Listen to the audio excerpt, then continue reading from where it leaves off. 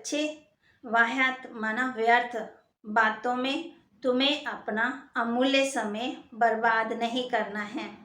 बाप की याद से आबाद होना है। प्रश्न, बाप दादा दोनों ही निरहंकारी बन बच्चों के कल्याण के लिए कौन सी राय देते हैं? बच्चे सदा समझो हमें शिव बाबा पढ़ाते हैं। बल ब्रह्मा भी तुम्हें पढ़ा सकते हैं, लेकिन शिव बाबा को याद करने में ही तुम्हारा कल्याण है। इसलिए दादा निरहंकारी बन कहते हैं, मैं तुम्हें नहीं पढ़ाता हूँ। पढ़ाने वाला एक बाप है, उसे ही याद करो। उनकी याद से तुम विकर्माजीत बनेंगे, विकर्म विनाश होंगे, मेरी याद से नहीं। ओम शांति। अब बच्चे सामने बैठे हैं। बच्चों की बुद्धि में जरूर होगा कि पतित पावन परम पिता परमात्मा जो ज्ञान का सागर है, वह इस ब्रह्मा तन द्वारा हमको पढ़ा रहे हैं। बुद्धि तो पहले जाएगी अपने शांति धाम में, फिर आएगी यहाँ। शिव बाबा आए हैं इस ब्रह्मा तन में हमको राजयोग सिखाने। स्टूडेंट की बुद्धि में ये होगा ना कि हमको कौन पढ़ाते हैं। स्कूल में जाएंगे तो समझेंगे ना कि फलाना टीचर हमको पढ़ाते हैं, उनका नाम भी ख्याल में रहता है। आंखों से देखते भी है ना। सत्संग में भी किस्म किस्म के होते हैं। वहाँ कहेंगे फलाना महात्मा हमको फलाना शास्त्र सुनाते हैं, भिन्न भिन्न अनेकानेक शास्त्र सुनाते हैं। जन्म जन्मांतर ऐसे सुनते ही आए। अभी तुम यहाँ बैठे बैठे याद करते हो शिव बाबा को। तुम समझते हो हमारा पतित पावन बाबा वह शिव है।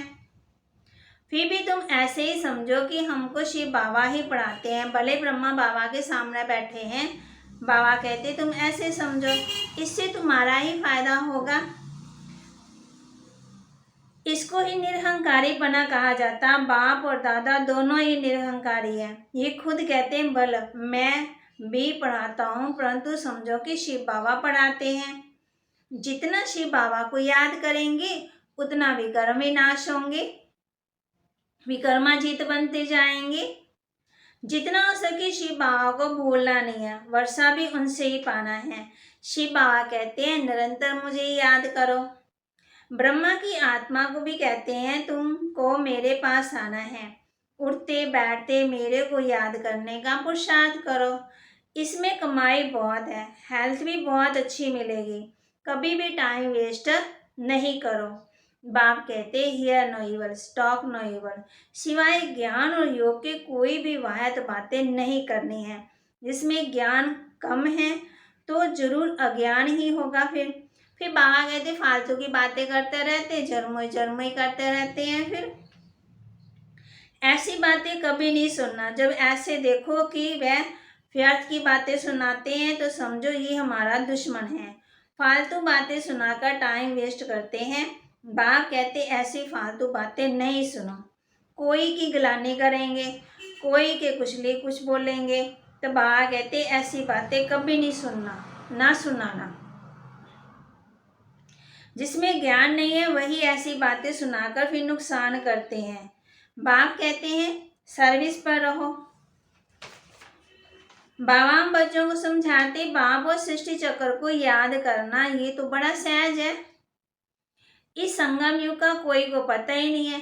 कलयुग में सब पतित हैं, सतयुग में सब पावन थे। बाप कहते हैं मैं कलब कलब के संगम युग पर आता हूँ पतितों को पावन बनाने के लिए। अजामिल जैसे पापी भी हैं, ये है ही पाप की दुनिया, इसमें कोई चैन नहीं है। तभी तो गीत गाते हैं ना। कौन सा गीत गाते हैं?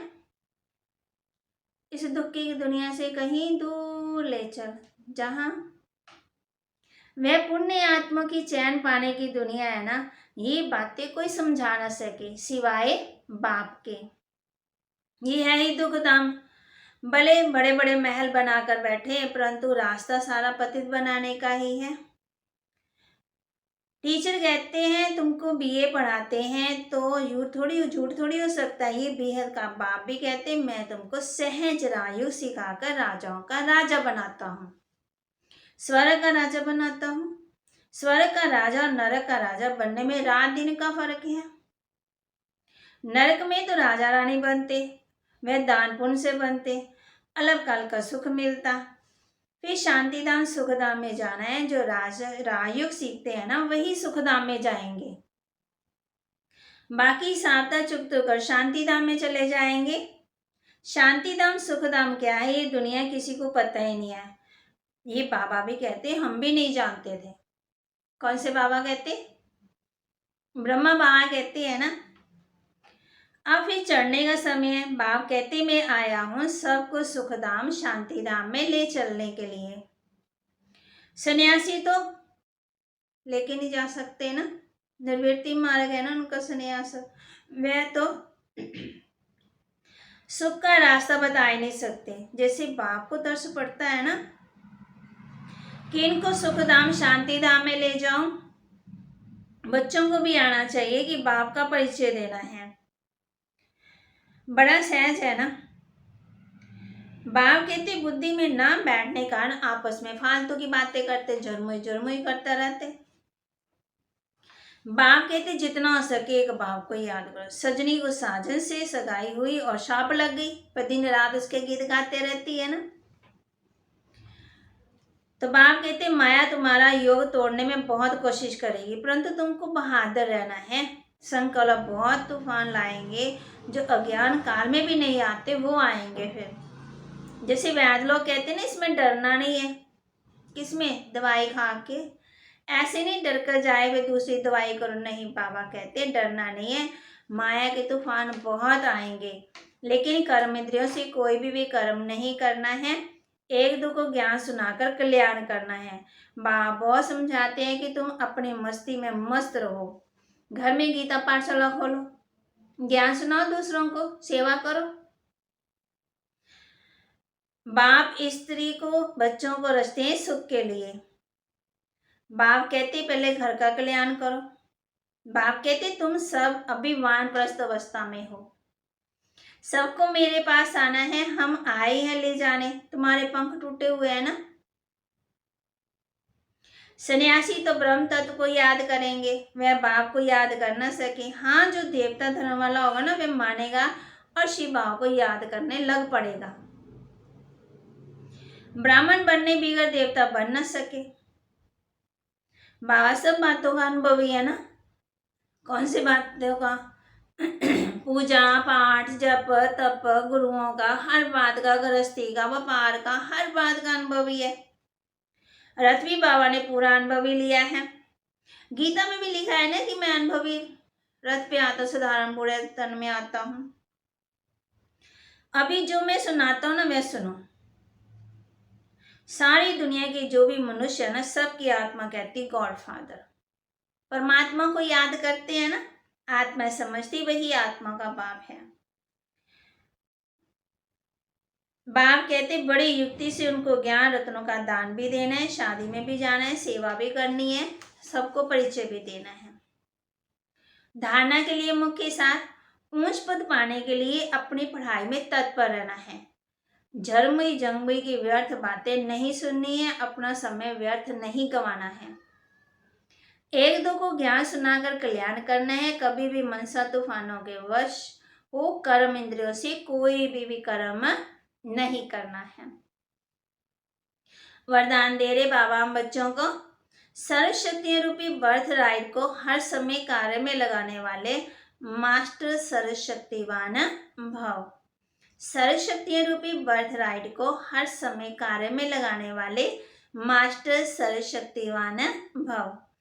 सर्वशक्तियां बाप का खजाना है और उस खजाने पर बच्चों का अधिकार है। अधिकार वाले को जैसे भी चलाओ वैसे वे चलेगा। वह ऐसे ही सर्वशक्तियां जब अधिकार में होंगी तब नंबर 1 विजय बन जाएंगे। तो चेक करो कि हर शक्ति समय पर काम में आती है। हर परिस्थिति में अधिकार से शक्ति को यूज करो। बहुत काल से शक्तियां रूपी रचना को कार्य में लगाने का अभ्यास हो तब कहेंगे मास्टर सर्वशक्तिवान। स्लोगन, कोई भी महान कार्य सभी के उमंग उत्साह से ही संभव है। कैसे संभव है? कोई भी महान कार्य सभी के उमंग और उत्साह से संभव है।